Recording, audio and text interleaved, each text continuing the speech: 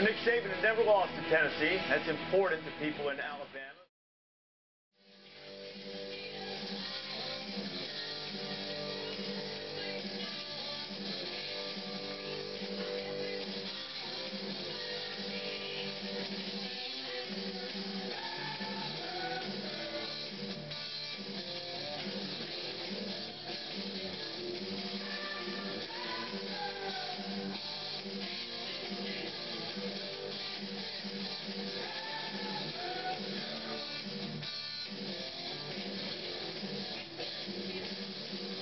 Boom to the hay, all you sports fans out there in the Tubosphere. Welcome to the One Man Sports Rant, Gen 2.0. I am your juggling act, Will, the alternative ESPN sports thrill. So which of the big three are we going to be talking about today, other than what the title suggests? That'll be coming up soon. Don't change the channel. There's plenty of sports highlights coming up. The reason I say that, I looked at the average attention span, videos in the past, 2 minutes. Well, it takes more than 2 minutes in the past to get this show going. Maybe I wasn't clear enough, alright? We're not talking no 30-second clip either, or a $1.14, or even a $1.59. You know, the beauty of doing a show is you end up with a significantly, still slight and brief, longer highlight reel than all those other ones that I just mentioned that are all over YouTube. That's not the goal of this show here. Now, how is that possible? It's a little thing called the DCMA, which we adhere to strictly around here. The Digital Copyright Millennium Act. As the key tenets were hashed out as it pertains to YouTube more than ever. Really came about because of the Napsters of the world. Through WIPO, World Intellectual Property Organization. And these are the fair use standard, derivatives, minimal use, no money exchange in hands, because the OMSR is a pro bono production. So I understand if a show's not your cup of tea. You can always fast forward on average 8 minutes, you know, thereabouts. We try to do at least 6 minutes worth of highlights. There. So you can go, do I have anybody's attention at this point? A minute 43. Plus the intro, so that's my 2 minutes. I guess I'm up. I may not be talking to anybody. I'm not sure. I'm not dissing you guys watching now. I'm talking about how it was in the past. Alright, so you heard from Motley Crue. It's going to be our lead-into for a while, and are introduced by our Pi Kappa Alpha House Sweethearts, U of U chapter, Alpha Tau. Giving you props. So, yeah, all of these things being said, one more very important thing. This show is copyrighted to the OMSR with brief video highlights courtesy to CBS, NBC, ABC, ESPN, Pac-12 networks, and or any of their affiliates. The OMSR does not own these video highlights, but does own all the other original content and the overall concept herein, thereof, therefore, most rights reserved. Now, one more note, to change it up a little bit. All images not of OMSR provenance were obtained through the public domain. Now, anybody out there going, hey, you're sort of like using that without our permission, we want you to take it down, watch my dust. But everything done on this show is within the confines of the defines of the aforementioned DCMA. Alright, so before we get to it in the clipboard, what is the sports subject we are talking about specifically, other than what the title says?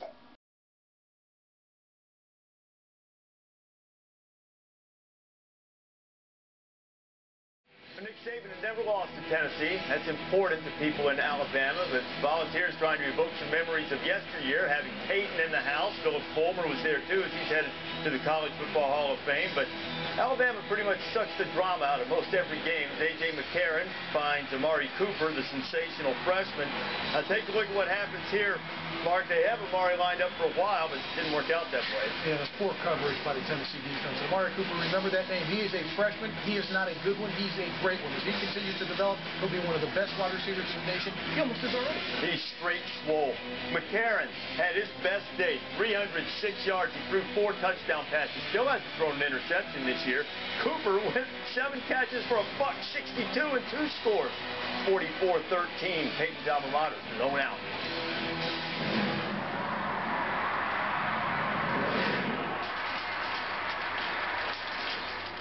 Before LSU plays Alabama, the Tigers have an open date.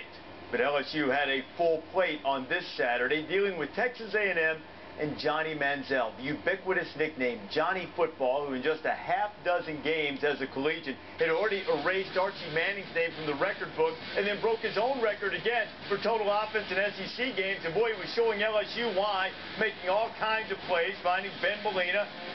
And it will lead to a Kristen Michael touchdown, and A&M went right down the field. They're up 6-0, missed the extra point. But in the second quarter, LSU, Mark, sort of adjusted to the pace and the rhythm of the A&M offense and started making or make mistakes. Jalen Collins picked. They finally stopped sleepwalking in this football game. This is the LSU defense that we're used to. Ball hawking, coming up with turnovers. And why did running outside work for LSU, Lou? Well, they had their inside jammed so much. What happened was A&M said, you're not going to run inside like you did against South Carolina. And here it comes. You see the excellent blocking. Travis Dixon's going to pick up Sean Porter. Porter's number 10. He goes low and cuts him. Fullback Connor Neighbors gets a good block, and Michael Ford took it in.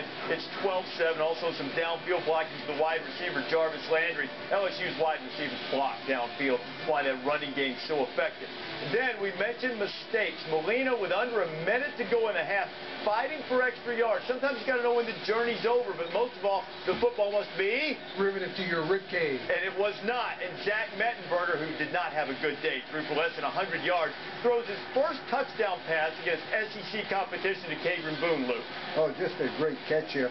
LSU's receivers have not been real productive this year, but they did make some good plays there. Fourth quarter, A&M down 17-12. Manziel's going to make like Fran Tarkenton and then throw it like Brett Favre. Whoops. By Favre, bad Favre, not great Favre. Right, bad Favre. Yeah, Therrell Simon with the pick. Manziel threw 3 interceptions. And how about Jeremy Hill, Lou, the freshman? He goes for over 100 yards again, and every week he seems to break a long run like this. This is the 6th loss in the last 2 years that A&M has suffered when leading by double figures at some point in the game as LSU goes on to win it 24-19. Which just goes to show it wasn't Mike Sherman's fault. Had 5 turnovers on the day.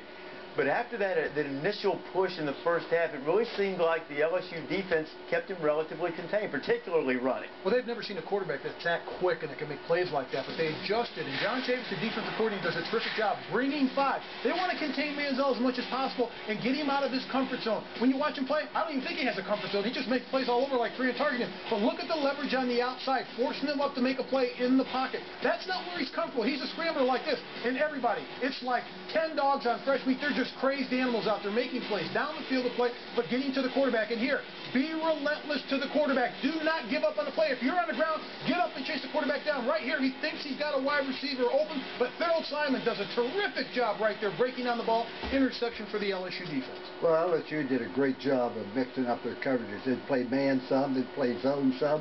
The most important thing they did, they covered the receivers, and they put pressure on Manziel. Not to sack him, but you'll notice all the time they never let him out. He can't see. He's not that tall.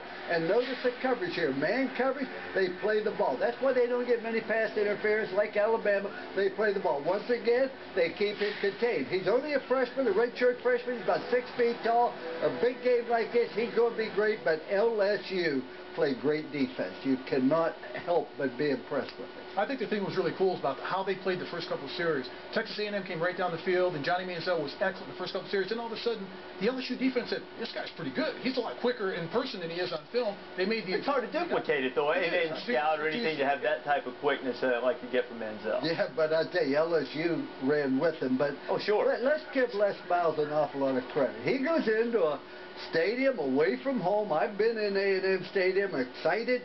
And they fall behind, but he kept his team rallied, stayed together, and they made whatever adjustments. John Chavis, I agree with you, did a tremendous job. And you know what? You know what young Manziel learned by dealing with LSU a week after he put 576 yards on Louisiana Tech? What? He learned that Louisiana Tech and Louisiana State might be in the same state, but they're in a different world, a different realm when you deal with the Bayou Bengal defense. Johnny Football, you see what he's done in his first half dozen games, nearly 400 yards. He had over 300 against LSU, but only 27 rushing, didn't have a run longer than 14 yards, and didn't account for a touchdown. He did turn it over 3 times with picks. Texas Tech and TCU set Daggy a week after knocking West Virginia from the ranks of the unbeaten. Under 5 minutes to play. Rushing, didn't have a run longer than 14 yards, and didn't account for a touchdown. He did turn it over 3 times with picks. A great, wild Big 12 game between Texas Tech and TCU set Daggy a week after knocking West Virginia from the ranks of the unbeaten. Under 5 minutes to play, Red Raiders up 29-26. Kenny Williams going to go 47, and that late in the game with the Tech defense, it has good stats. You think this thing was over, right? Yeah. Wrong. Nope. Not when Trayvon Boykin was there to find Ladarius Brown. Oh, just a great throw here. How do you let a guy get open like that? You normally say, well, the quarterback can't throw it that far, but he did. Beautiful. Now with under 90 seconds to go, TCU has it back down by 3. Boykin finds Sky Dawson. Dawson had a huge game again as a receiver. He was 154 yards on 10 catches. We went to overtime. It's 43-36 TCU. Daggy finds Eric Ward. That ties it at 43. Second overtime, first play. Oh, trickery. Daggy, Jakeem Grant. 2 overtimes, 2 touchdown passes for Daggy. That would give him 6 on the day. By the way, this is going to be game of the week, Monday night, 8:30 Eastern on ESPN as selected by us. Boykin, B.J. Catalan tied at 50. TCU had to kick a field goal in the third overtime. That proved costly when Daggy found Alex Torres. 7 touchdowns, and he got a linebacker to bite, Coach. He sure did. Kenny Kane comes up. Torres by himself. Daggy said, boy, I was hoping they would call that play. So we run that all the time in practice. It always works. Did. 56, 53. TCU marked its lost consecutive home games for the first time since 1998. Also lost to Iowa State. You know what Gary Patterson said? That's not a Gary Patterson defense, that's for sure. Well, that's one thing he said. The other thing he said was, hey, welcome to the Big 12. Yep. West Virginia and TCU.